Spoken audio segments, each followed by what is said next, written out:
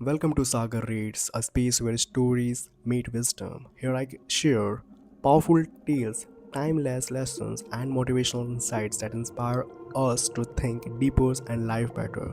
If you love exploring ideas that can change your perspective, you are in the right place. Let's begin today's journey together. So today's title is Does the Mind Really Exist? So let's begin. Close your eyes for a moment. Don't worry, I'm not going to hypnotize you. Just imagine a lemon, a bright yellow lemon. Now cut it with a knife. The juice drips down. You bring it closer to your mouth, and suddenly you taste the soreness. Did your mouth water? Interesting, isn't it? There was no lemon here, no juice, nothing physical, but your body reacted.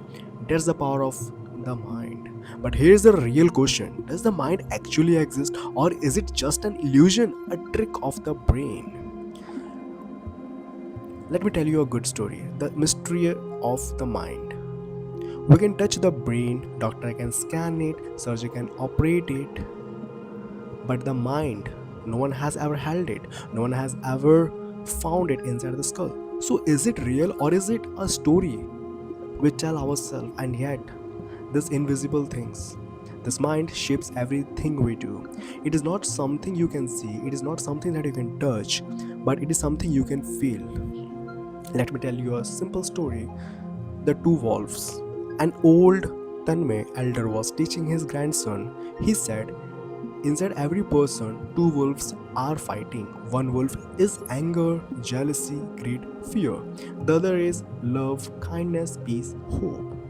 The boy thought for a moment and asked grandfather, which wolf wins? The old man smiled and said, the one you feed. Now think about this. Where do these wolves actually live? Not in the heart, not in the stomach, not in the brain. They live in the mind. The wolf you feed becomes your reality. So let me ask you, which wolf are you feeding every day? Are you feeding fear? Or are you feeding courage? Are you feeding doubt? Or are you feeding dreams? Because whichever wolf you feed, that is the one that grows. Let me tell you again another story, the elephant and the rope. One day, a man was walking by a circus. He saw a huge elephant tied with a small rope around one leg. No chain, no chains, no cages, just a tiny rope. This elephant was strong enough to uproot trees, but they stood still. Confused, the man asked the trainer, why don't they break fear? The trainer smiled and said, when they were small, we used this same rope. Back then, they couldn't escape. Eventually, they gave up. Now, even though they are strong, they still believe the rope is unbreakable.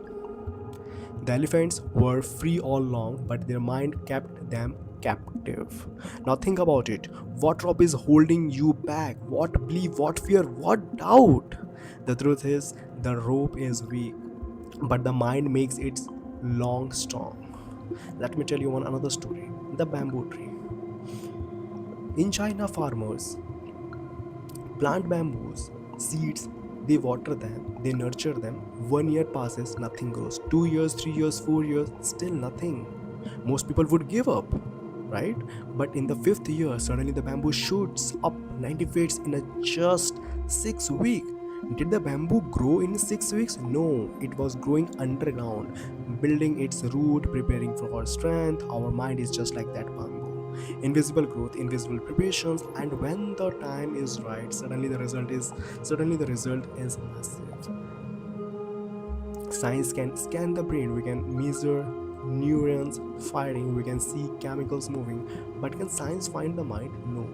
The mind is not an object, it is an experience. It's like Wi-Fi. You can't see it, but it connects everything. You can't touch it, but without it, nothing works. Let me tell you another story. The black box effect.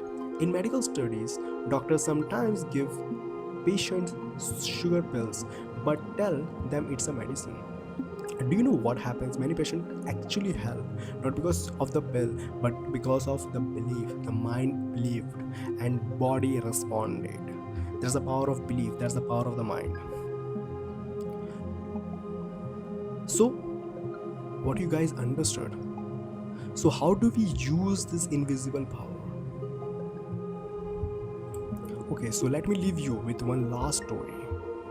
A man was once locked in a cell overnight.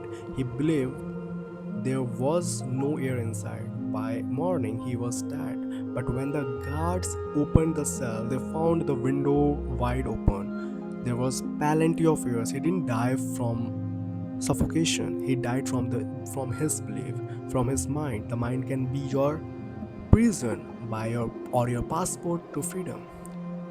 So, does the mind really exist? Maybe not in the way you think. You can't hold it, you can't scan it, but you can feel its power.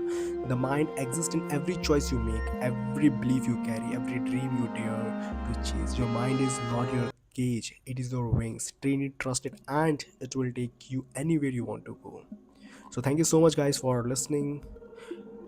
And this whole stories are, there are different types of story which I shared with you. These all are basically telling you about how you can be controlling your mind, and how you can be do anything when you train your brain properly, when you give the good insight to them, when you feed good things to your brain. So thank you so much for listening me, and if you really like it, please subscribe my channel for the more latest update.